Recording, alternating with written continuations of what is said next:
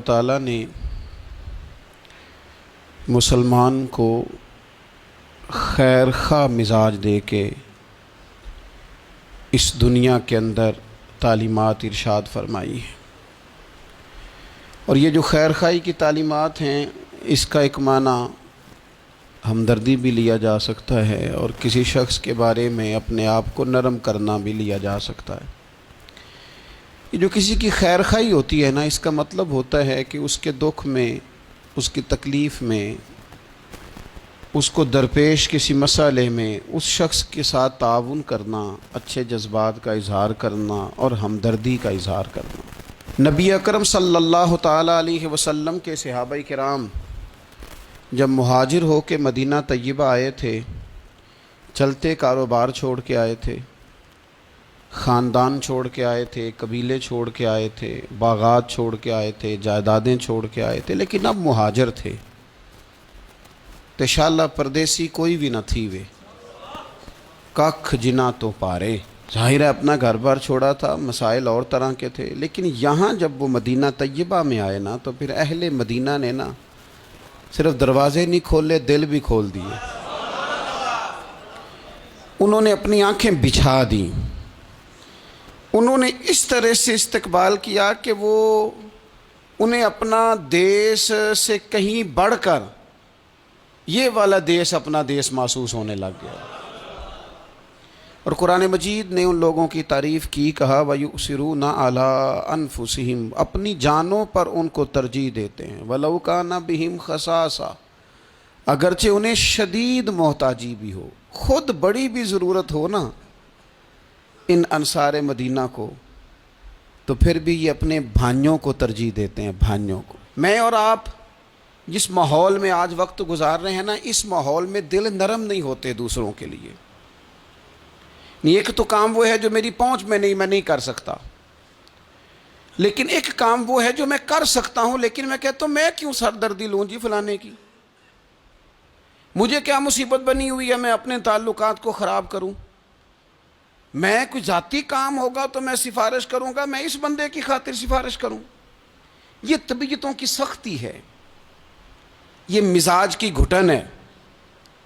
میں محسوس کرتا ہوں آج کچھ لوگ یہ دعویٰ کرتے ہیں اللہ نے بڑی عزت دی ہے، بڑی بات ہے جی، فلاں دفتر میں گیا تھا تو وہ آدمی مجھے جاننے والا مل گیا تو اس نے فٹافٹ میرا کام کر دیا۔ تو وہ جس بندے نے آپ کا کام کیا ہے نا، اس نے اپنی ذمہ داری نہیں نبھائی، اس نے تعلق نبھایا ہے۔ اگر وہ ذمہ داری نبھاتا تو جس کرسی پہ بیٹھا تھا اس کرسی پہ جو بندہ بھی کام کرانے آتا وہ سب کا کرتا، اس کی ڈیوٹی تھی نا وہ کام کرنا۔ آپ بڑے خوش ہو رہے ہیں کہ بڑا با اخلاق ہے، اس سے میرا تعلق تھا تو فٹافٹ وہ بھائی اس نے تعلق نبھایا ہے، ذمہ داری کا احساس، ذمہ داری تو سب کا کام کرنا تھی نا اس کی۔ تو یہ اس کے با اخلاق ہونے کی علامت نہیں ہے، علامت تو یہ تھی کہ وہ اپنی ذمہ داری پورے طور پہ سر انجام دیتا۔ تو مسلمانوں کے لیے اپنے دل میں نرمی پیدا کی جائے، اگر کسی بندے کا کوئی جائز کام ہماری تھوڑی سی کوشش کی وجہ سے ہو سکتا ہے تو پھر اتنی خود غرضی نہ دکھائی جائے، ورنہ روحانی طور پر طبیعتیں تلخ ہو جائیں گی، گھٹن پیدا ہوگی، دل بندے کا بند ہونے لگے گا۔ اگر وہ کشادگی پیدا کرے نا کہ یار اگر میری وجہ سے ہو سکتا ہے تو میں جلدی کیوں نہ کروں۔ آپ یقین کریں جائز کام لوگوں کے بالکل 100% جائز۔ خاوند کا انتقال ہو گیا، بچے چھوٹے ہیں، سرکاری ملازم تھا، پینشن بچوں کے نام ٹرانسفر ہونی ہے، بیوی عدت میں ہے، ایک 100% جائز کام ہے اور بچوں کو ضرورت ہے، لیکن میں نے دیکھا ہے بیچارے تھک گئے دفتروں کے چکر لگا لگا کے۔ سب کو سمجھ آ رہی ہے کہ یہ کوئی ایسا کام نہیں ہے، بالکل 100% جائز کام ہے، اور جو لوگ اس میں پورا حصہ لے سکتے ہیں، تعاون کر سکتے ہیں، وہ تھوڑا سا آگے بڑھ سکتے ہیں، نہیں بڑھتے، کام ہی نہیں کرتے سرے سے۔ مسلمانوں کے لیے خیر خواہی کے جذبات ہی پیدا نہیں ہوتے، کسی کو صحیح رستہ دکھانا، صحیح سمت رہنمائی کرنا، چلو یہی بتا دینا کہ فلاں جگہ تو چلا جا، تیرا کام اس جگہ سے ہو جائے، صحیح طور پر اسے صحیح طرف گائیڈ کر دینا، اتنی بھی تکلیف گوارا نہیں کرتے۔ تو پھر اسلام تو خیر خواہی کا نام ہے، اسلام تو بھائی چارے کا نام ہے۔ میرے نبی پاک علیہ السلام سے جب حضرت تمیم داری نے پوچھا تھا دین کیا ہے، تو حضور نے فرمایا تھا دین خیر خواہی کا نام ہے۔ تو یہ مت سمجھ کہ صرف تجھ سے تیری نماز کے بارے میں ہی سوال ہوگا، یا تیرے آداب شریعت جو تو نے اوڑھ رکھے ہیں انہی کے بارے میں ظاہراً سوال ہوگا۔ یہ بھی تو تیری ذمہ داری ہے کہ اگر تو کسی کی ڈیوٹی کر سکتا ہے، کسی کا کوئی کام تیرے سے ہو سکتا ہے، لوگ توجہ ہی نہیں کرتے۔ اور بالکل جائز کام میں بھی نبی پاک صلی اللہ تعالی علیہ وسلم نے فرمایا جو بندہ بیواؤں کے اور یتیموں کے کام کے لیے دوڑ دھوپ کرتا ہے، یہ ترغیب و ترہیب میں حدیث موجود ہے، اس کے الفاظ کی چاشنی اور پھر ان سے پھوٹتی جو ضیاء ہے وہ ذرا دیکھیے گا۔ یہاں یہ نہیں فرمایا کہ وہ محتاجوں غریبوں کو دیتا ہے، فرمایا جو ان کے لیے دوڑ دھوپ کرتا ہے، بیواؤں کے لیے، مساکین کے لیے، یتیموں کے لیے، مسکینوں کے لیے دوڑ دھوپ کرتا ہے، وہ اسی طرح ہے جس طرح کوئی اللہ کے راستے میں جہاد کر رہا ہے۔ کیا معنی ہے اس کا؟ شارحین حدیث فرماتے ہیں، علماء کہتے ہیں اس کا مطلب یہ ہے کہ اسے پتہ چل گیا نا فلانا غریب ہے، تو اس نے کسی امیر سے کہا ہے کہ یار وہ بندہ ذرا غریب ہے، ماڑا ہے۔ کئی دفعہ ڈائریکٹ کوئی آ کے مطالبہ کرے، طلب کرے تو وہ درد نہیں پیدا ہوتا، کوئی سفارش کر دے کہ یار تو ذرا اس کے ساتھ تعاون کر دے، تو بندے کی طبیعت کے اندر نرمی پیدا ہو جاتی اور وہ زیادہ توجہ کے ساتھ وہ کام کر دیتا ہے۔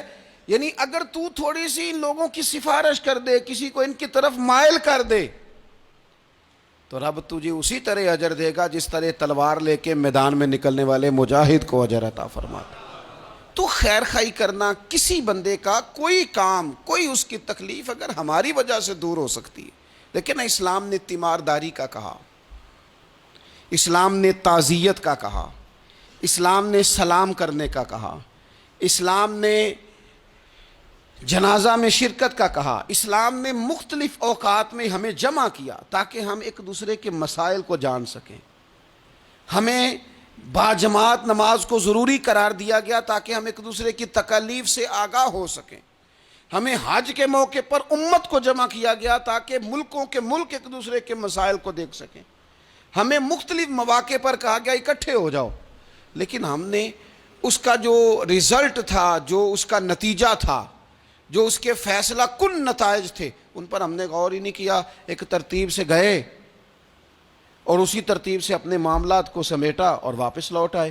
تو کسی بندے کی اگر کوئی ہمدردی کی جا سکتی ہے، جس شخص کا مال ابو جہل نے دبا لیا تھا، میرے رسول پاک علیہ السلام خود چل کے ساتھ نہیں گئے تھے، اور وہ شخص کہتا ہے کہ میں نے خود نبی پاک علیہ السلام کا انداز دیکھا کہ حضور کی جھکی ہوئی نظریں اٹھیں، غضب سے ان کے خدا بچائے کہ نور باری جلال میں اس کے پیسے دیتا ہے کہ نہیں دیتا، قریب کے پیسے دبا لیے۔